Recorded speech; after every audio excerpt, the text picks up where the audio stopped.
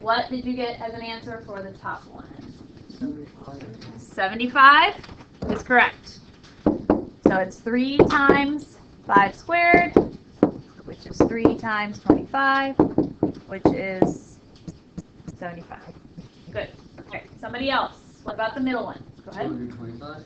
225 is correct. It's 3 times 5 squared, which is 15 squared, which is 225. So, answer the bottom. Are my answers the same? No. What's the difference? The parentheses. And the parentheses create an order of operations. That's what we're going to be talking about today. And it's probably something maybe you used a little bit on the homework last night, because there were several operations within some of each of those problems. So we're going to practice it more today, but that's the idea. Order matters here, in parentheses we talked about also yesterday really make a difference in your answer. All right, next thing we're going to do is roll the dice and see what's getting checked for our process grade today. Section 1.2.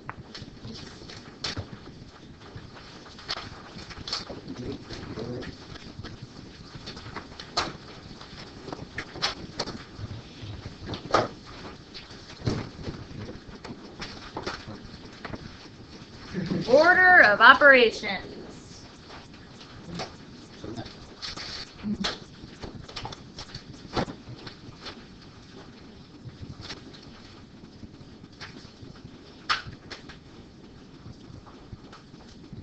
Have you all done the order of operations before? Yeah, it does.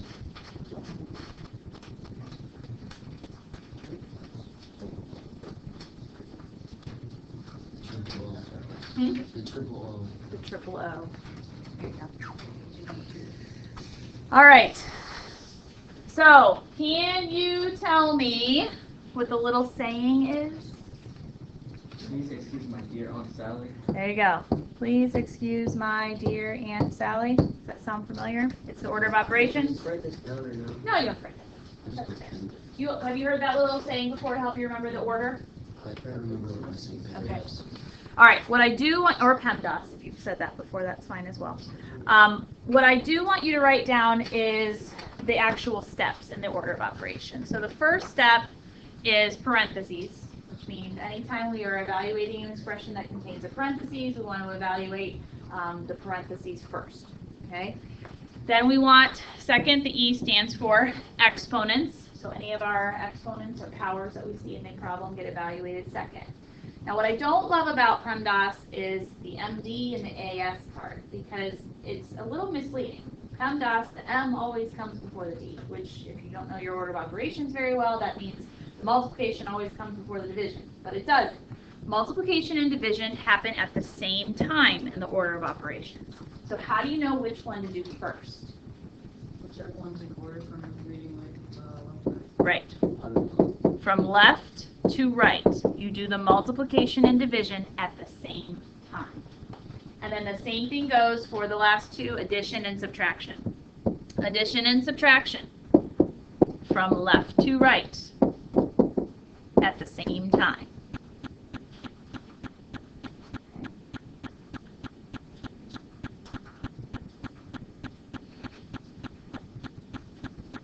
All right. So the first problem we're going to do together, and I'm going to start with a biggie, is this guy. We are going to evaluate that expression. So we're going to do the substitution we practiced yesterday, and because it's a little overwhelming of a problem, we're going to take it step by step with our order of operations. Okay? The first thing I'm going to do is just go ahead and substitute in what we need. A is 3 and B is 4. They're both positive numbers, so we don't have to worry about any calculator issues like we talked about yesterday with the negatives, so I'm not going to put them in parentheses. All right, so I've got 3 squared minus 1 squared all over 2 divided by 2 times 4 over 4 times 3. That is the expression we now need to evaluate, simplify. First thing it says to simplify is the parentheses. So we want to focus our area right now here and also here. Brackets are parentheses. It's just another way to write them. inside that first parentheses, what should I do first? Should I do the exponent or should I do the subtraction? Should do the exponent first. Order of operations tells me that the exponents come before the subtraction. So up there, what is 3 squared? You do that in your head. 9 minus 1 squared over 2. Inside the bracket, what's the first thing I can do? I have multiplication and I have division. The multiplication is in the numerator, so it's going to come first. Multiplication and division we do at the same time. Numerator is the first guy that shows up. So 2 times 4 on top gives me 8 over 4. Okay, we still have a little bit of stuff to simplify inside that parentheses and bracket, so I'm going to continue with that. 9 minus 1 gives me 8 squared over 2. Hold on, too much at once there. We're doing one step at a time. And then inside this bracket, 8 divided by 4 gives me 2. And I'm just bringing everything else down, times 3. So all I've done so far, I've made sure all my parentheses are simplified as much as I can. Next thing is exponents. Are there any exponents we haven't got to yet? Yes. Yes. The 8 squared is 64. 2 divided by 2 times 3. So I have taken care of all of my exponents. Now my multiplication and division. Do I have it? Yes. Yes. How do I perform it? 64 divided by 2 first. Left to right. So then this is a good example of when division would occur before multiplication. That fraction is division. So we perform it first. 64 divided by 2 gives me 32. And then I'm just going to carry everything else down. Keep going. 32 divided by 2 gives me 16. 16. Times 3 gives me 48. Now I've simplified all my multiplication and division. Do I have any addition and subtraction left? Nope, we already took care of that, so we know we are done. Now that problem is an example of a very difficult order of operation problem. Most of your homework problems will not be this many steps. Okay? Just wanted to start out with the biggie so you can see how we use all of this together. Here's another second if you're still writing. And then we'll try some practice problems together. Do you have calculators out, those of you that have them? Even basic calculators up here right now. Keep those graphing calculators.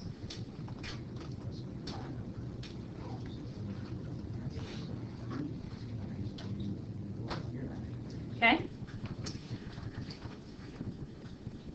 Maybe.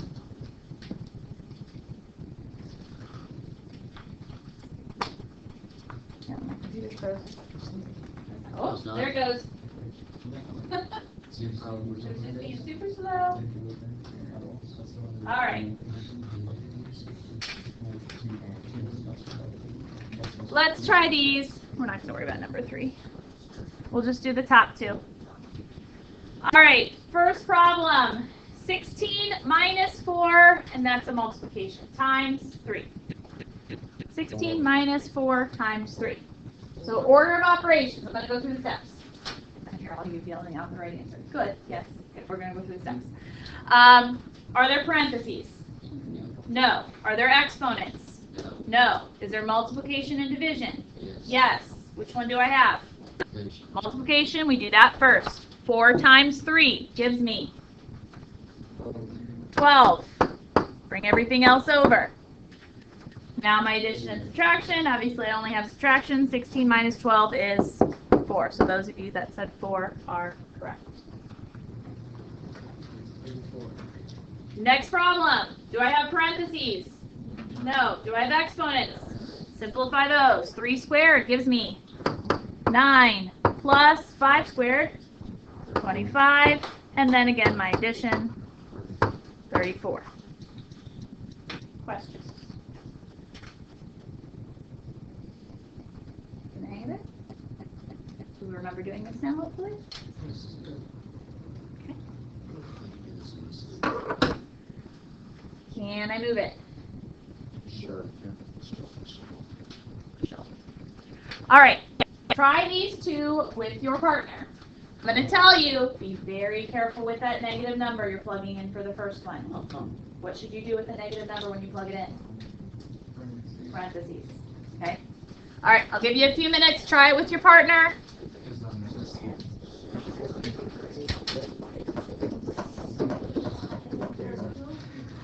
Let's talk about these. So the first one, the one on the left, make sure you have that 6 in parentheses, that -6. If you did not put the -6 in parentheses, you probably got a negative 6,480 out as an answer instead of the positive. So if you got a negative answer, it's because you forgot that parentheses when you put it in the calculator. So you can hopefully catch that little mistake. Other than that, it's good to take it to the 4th power and you multiply by 5. Over on the right here, when you see these big problems with the really big fractions, simplify the whole numerator, simplify the whole denominator, and divide last. Think of that numerator and denominator as being in parentheses. Do those individual pieces first before you divide. So add them together, you get 14 on top. Subtract them, you get 4. Then you can do that division if you want because it's still inside the parentheses. It gives you 3.5. And then when you square it, 12.25. Or you can give a fraction answer for that. That would be 49/4 if anybody has that answer. Or if you have 12 1/4, that any of those are the same thing. Okay? Questions? Okay. A lot of times when you do an AIR style question, you will see some problems like this pop up. Problems where it's fake student work and you have to figure out where they went wrong. So in both of these problems listed on the board, there is a mistake. There is something wrong. You need to figure out what the mistake is, and then you need to figure out how to correct that mistake, what the real answer would be. Okay, so what you see here, this is the original problem, and what you see here, this is the original problem. With your partner, see if you can identify and fix each mistake, and then we'll talk about it. Alright, so on the left side, we're going to do 13 plus 1 first, and the left side 2. All right, let's talk about it. Okay, so let's say I call this line 1, this line 2 of the work, and this line 3. Where was the mistake made? Line 1, line 2, or line 3? 3. 2. 1. It It was 1. 2. No, it was 1 they added before they did division. I agree, they added before they did division, but that appears in line 2. Line 2 is where you recognize the mistake was made. Does this make sense? This is the problem. They did 7 plus 7 and got 14. That's not correct, right? That second line I'm going to cross out because it's wrong. Should I cross out the first line because it's wrong? No. So we don't want to say the mistake was made in line 1 because between line 1 and line 2 is where it occurred. Line 2 is where we say the mistake was made. Okay? Something to get used to when you're doing like test taking. So what should line 2 look like? It should be 2 plus 7 instead. They should do the 14 divided by 7, and then the answer should be 9. Good. Okay, over here, was the mistake made in line 1, line 2, or line 3? 3. Line 1 is where the mistake was made. So I'm going to cross them all out. Those are all wrong. What should they have done first here? The exponent. So it should be 20 minus a half times 6 squared is the first step. 36. Then what would you do next? Okay, so you're multiplying. You can't think of this as division, though. Half of 36 is what that means. So 36 divided by 2 gives you 18, and then you bring the negative down, the minus, and then 20 minus 18 gives you 2. Should be the correct answer. Questions? Getting it? Okay, we just got one more slide, and we're done.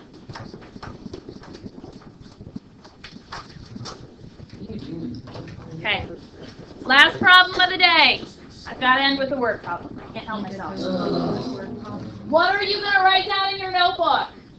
The stuff that actually The matters. stuff that matters. Important information. We were paraphrasing here. All right. Word problem. A local bowling alley charges $4.50 to play 1 game and $4 to rent 1 pair of shoes.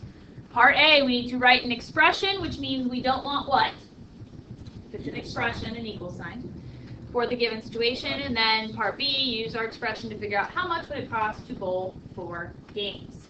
What's the important information we should be writing down to start here? Give me something. $4.50 to play 1 game. What else is important? $4 for a pair of shoes. Okay, write an expression for the given situation. Now there is something that varies in this problem, the number of games, right? We don't know that just yet. So we use a variable. We call it a variable. It varies. So what variable do you want to use? P. What'd you say? That was the first one I heard. A.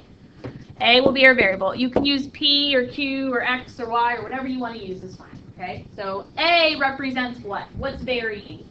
The number of games. A represents the number of games. Okay, so how could you calculate how much it would cost? You don't know how many games you play. What could you do? Go ahead.